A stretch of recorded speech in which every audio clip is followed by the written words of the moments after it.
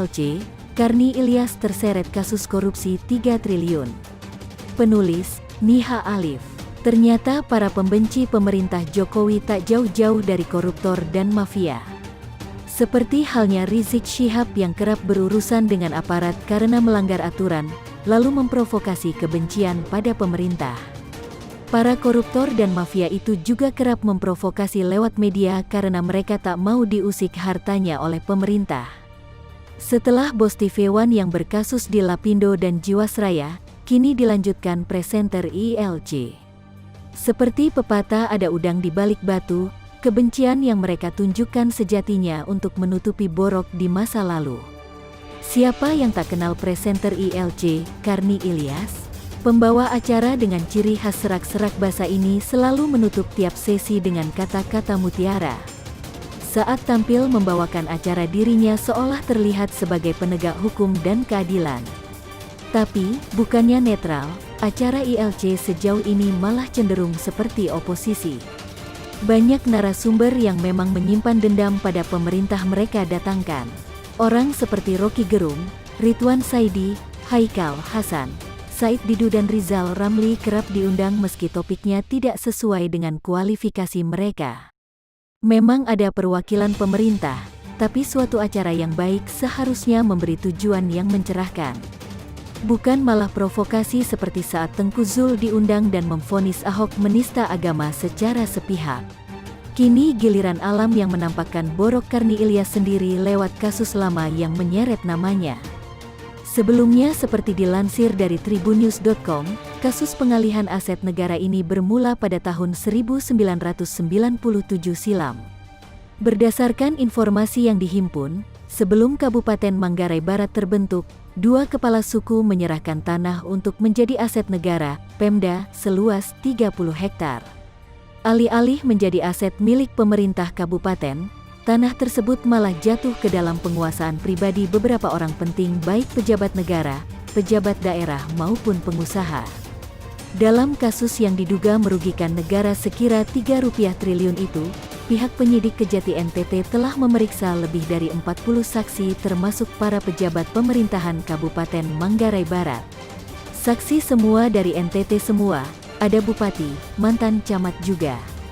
Saksi semua sudah 40 lebih, termasuk juga ahli waris yang punya tanah untuk menerangkan tanah itu bagaimana ceritanya, kata Abdul Hakim pada Selasa, tanggal 13 Oktober tahun 2020 lalu.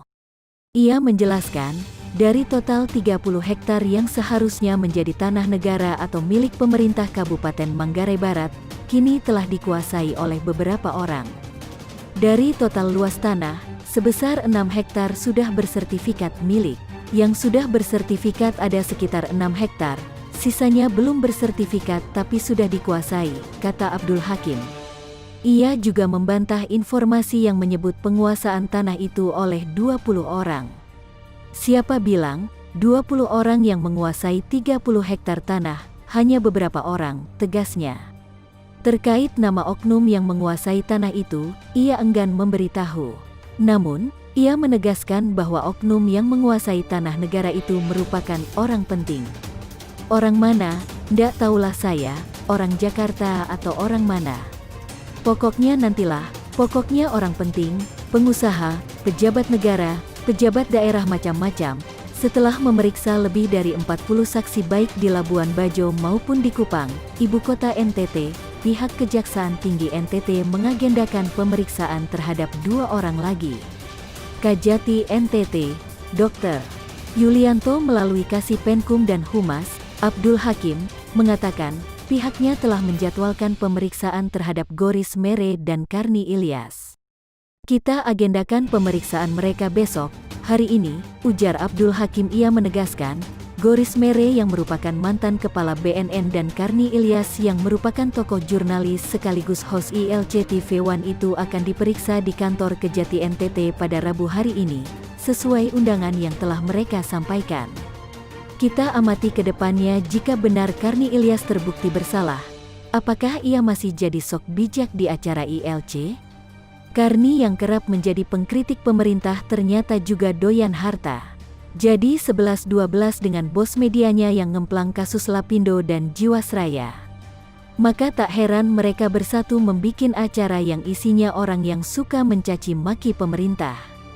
Masih banyak oposisi yang bisa menyampaikan pendapat secara sopan, tapi kenapa yang dipilih Rocky Gerung dengan jargon dungu? Atau juga kenapa memilih Tengku Zul yang kebanyakan cuitannya tentang PKI, anjing, babi dan sebagainya? TV One melalui ILC hanya meminjam tangan orang untuk menjatuhkan pemerintah. Di sisi lain, orang seperti ARB pasti geram lantaran kerap ditagih di kasus Lapindo oleh Sri Mulyani. Ratusan miliar yang harus ia tanggung selama puluhan tahun tak kunjung lunas. Sudah begitu keluarganya tak tahu malu pamer kekayaan ke media sosial. Padahal kewajiban utang yang harusnya jadi tanggungan mereka malah dibebankan ke negara. Setahun periode kedua Pak Jokowi, Karni Ilyas puji setinggi langit kepala BKPM, ada pepatah mengatakan, the right man on the right place, jikalau diterjemahkan secara gampang adalah menempatkan orang sesuai dengan keahliannya. Dan kali ini saya pribadi sangat terkejut dan terheran-heran ketika beredar di media sosial saya bagaimana gamblangnya seorang Bahlil Lahadalia menjelaskan bagaimana dan mengapa Undang-Undang Cipta Kerja sangat begitu harus diwujudkan di bumi NKRI. Ketika menonton penjelasan beliau, saya bertanya-tanya, siapakah sosok yang satu ini?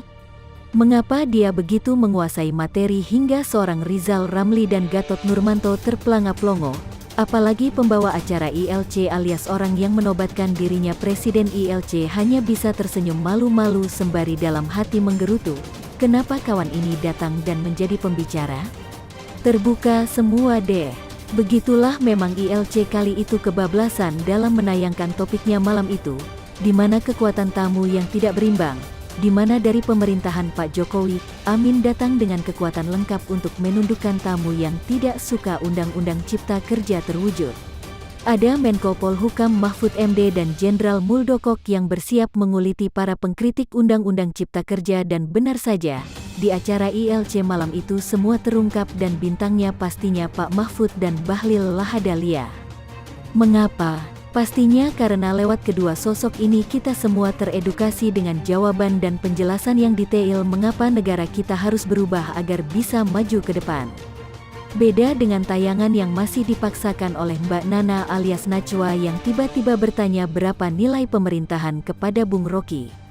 Yah jelas aja Bung Rocky pasti memberikan nilai jelek, tetapi indikator penilaian tidak ada, sehingga acara tersebut tidak bermakna, malahan lebih bermakna kali ini buat ILC.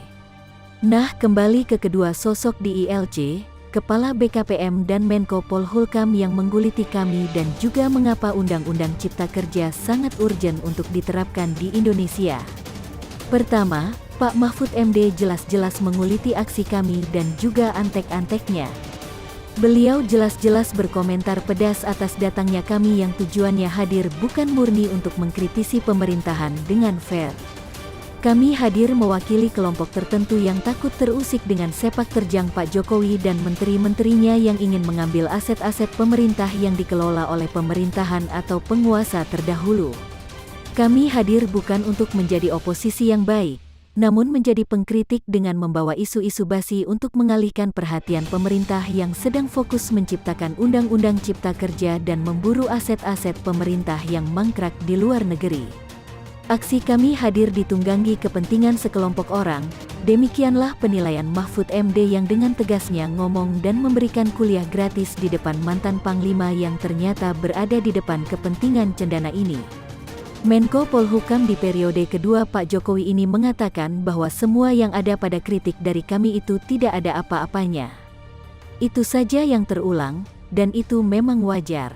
Tidak ada pemerintahan yang sempurna, selalu ada penolakan, begitulah kata Mahfud MD. Pak Mahfud MD mengaku tidak tertarik dan perlu menggubris kami yang disebut oposisi pemerintah. Saya sebenarnya tidak pernah tertarik untuk mengatakan, wah kami itu oposisi pemerintah kami yang dipimpin oleh Gatot. Menurut saya Anda, bukan apa-apa dia katanya di depan Presiden ILC. Bahkan, Pak Mahfud MD berani berkata, mana buktinya ada PKI? Kenapa ketika dia jadi Panglima TNI tidak ada menangkap satupun komunis? Nah, Dengan adanya debat terbuka seperti ini berarti isu PKI selesai sudah. Sekarang muncul isu baru, isu penolakan Omnibus Law yang didalangi oleh cendana lewat diri sang mantan Panglima dengan kendaraan barunya bernama Kami. Lagi-lagi orang kepercayaan Pak Jokowi di pemerintahan, bernama Bahlil Lahadalia membuat panggung ILC kelabakan dengan penjelasan yang begitu mantap buat seluruh rakyat Indonesia, khususnya kaum milenial atau para mahasiswa yang demen tanpa tujuan nyata dan untuk siapa. Terkait Undang-Undang Cipta Kerja, orang kepercayaan Pak Jokowi untuk membidangi penanaman modal dengan jabatan Kepala Badan Koordinasi Penanaman Modal, BKPM, yang diperkenalkan Pak Jokowi kepada publik di tahun 2019 lalu, tepatnya Rabu, tanggal 23 Oktober tahun 2019, benar-benar menggurui kita semua dan saya angkat jempol. Pun Karni Ilyas sebagai pemandu acara ILC yang benar-benar memuji penjelasan Bahlil dengan pengakuan seperti ini. Memang tidak salah Bapak Jokowi memilih Anda sebagai Kepala BKPM.